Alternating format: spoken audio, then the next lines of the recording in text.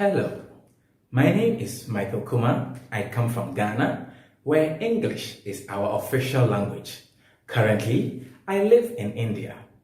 In June last year, 2020, I graduated with a Master's of Economics at the University of Hyderabad as one of the top students. That same year, I became a certified TESOL teacher, having completed my 220 hours of International Diploma TESOL course with specialization in Business English. For the past year, I have been teaching both primary and intermediate students, mostly from Asia. In the past 3 years, my students have mostly been from Africa. My teaching styles are always dynamic. My classes are always fun, creative, and very interesting. Because I want my students to relax, we engage in a lot of ESL activities. I specialize in vocabulary, pronunciations, helping students to improve their listening and communication skills. In my classes, you have nothing to lose, even if you make a mistake. Remember, mistakes are part of learning. I myself speak 3 languages, English, Twi, and Ghana, and I'm learning my 3rd language, which is French. And I noticed that in learning anything new, you will definitely make mistakes, and mistakes shouldn't put you off. That is why we are here. I love to engage myself with people from every walk of life, backgrounds, and cultures. I basically love teaching, and to see someone improve in their language, that's rewarding enough, especially when you know that you are the one behind it. I'll really be happy if I'm given this opportunity to teach in your school so that together we can help students to develop their personal and growth ambitions. I look forward to hearing from you, and of course, positively. Thank you so much. Today, we are looking at sentence structures. First of all, you need to understand the different types of sentences that we have. There are so many types of sentences, but today, and for the purposes of today's lesson, I want to just look at 3 major types of sentences. Basically, there are 3 types of sentences.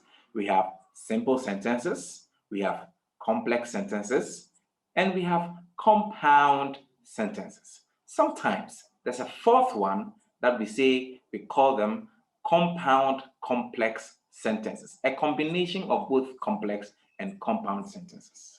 Let's look at simple sentences. What are simple sentences? These are sentences that have a subject and a verb. For example, I am a teacher. The subject here is I, and the verb here is am. Let's look at another sentence. She took a cab to the airport. Can you guess what the subject is? Yes, I know you can. She is the subject, took is the verb form take. So you see that these are very simple, straightforward sentences. Look at the 3rd. We are having pizza for dinner tonight. We are having pizza for dinner tonight. We is the subject. Are having is the verb. So, just to reiterate the simple sentences, you will see that a simple sentence makes very complete thought. What it means is that is one sentence that is very simple, it has a subject and a verb, and it makes one complete sentence. So anytime you want to construct a simple sentence, always remember your subject must be there and your verb must be there, and it must make one complete sense. What about a compound sentence? Basically, a compound sentence is a combination of 2 simple sentences. Remember, I said to you that a simple sentence has a subject and a verb. So, a compound sentence will look at 2 simple sentences. Sometimes we call them independent clauses. An independent clause is basically a sentence that makes sense on its own. It doesn't depend on any other part of the sentence to make sense. So anytime you see two simple sentences put together, that type of sentence structure, we are looking at a compound sentence. I hope you are understanding what I'm saying.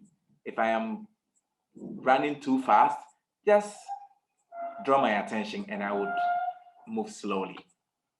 Let's look at some examples. Look at two separate examples. I am a teacher. My brother is a doctor. These are two separate sentences and are simple sentences. I is the subject, am is the verb. In the other sentence, my brother is the subject and is the verb. Is the verb form to be a doctor. So we want to be able to put these two sentences together to make it one compound sentence. Look at that. I am a teacher and my brother is a doctor. I am a teacher and my brother is a doctor.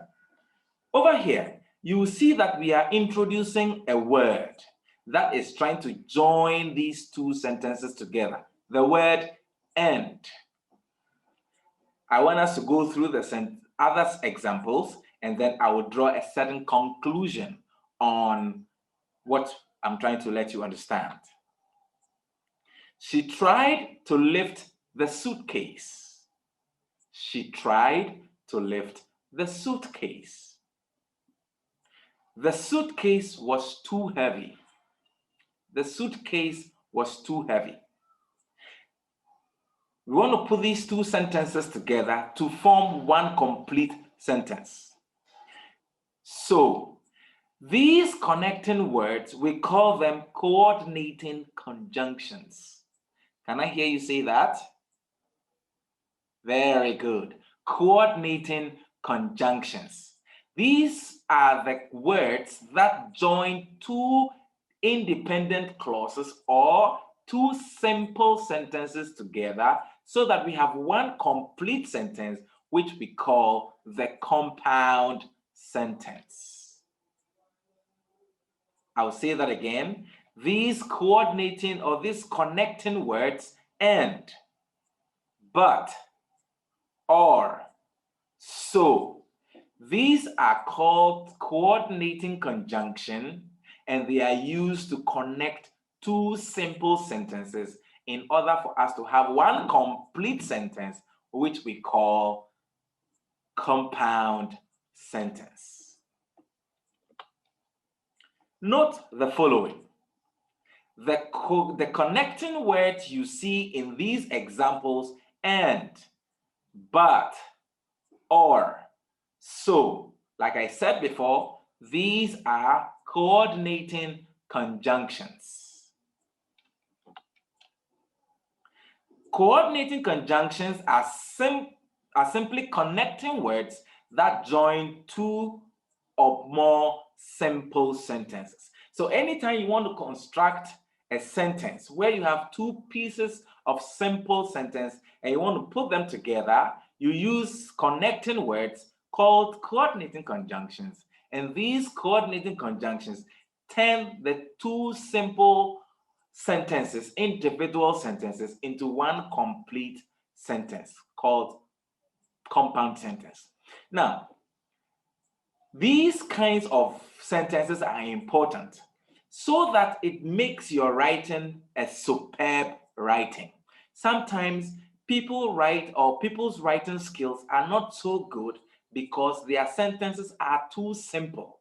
In fact, in any competitive exam, they are going to check out on the variability of your sentences, how different the different types of sentences that you use.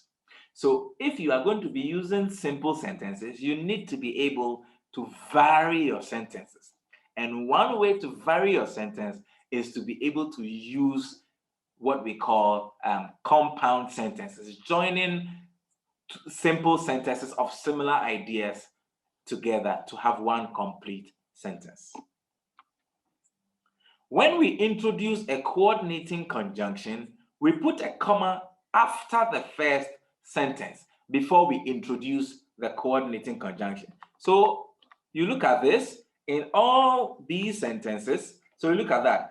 He didn't have enough cash, comma, so he paid by credit card. You see that? Before we introduce the connecting word, so, we need to put a comma after the first sentence. So he didn't have enough cash, comma, so he paid by credit card.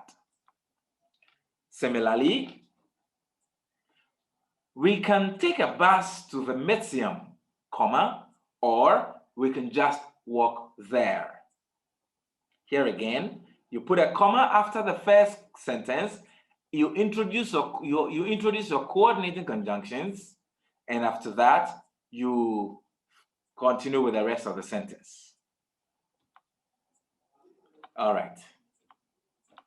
So these three important tidbits are very crucial, especially when you are trying to, sometimes in an exam, you may be asked to correct a sentence. And some of these little errors, students are unable to identify them. So these tips are very helpful. Let's look at a very short exercise. Combine these sentences into compound sentences. Combine these simple sentences into compound sentences. You want to try? She dropped the phone on the floor. It broke. Let me give you some time to try. Did you get that correct? She dropped the phone on the floor. It broke. Let's look at that. Were you able to get this? She dropped the phone on the floor, comma, and it broke. She dropped the phone on the floor, comma, and it broke. So we will look at, for another day, we will look at compound complex sentences. I hope you have enjoyed this lesson so far. Till we meet again, it's your English tutor, Michael Kumah. Bye-bye.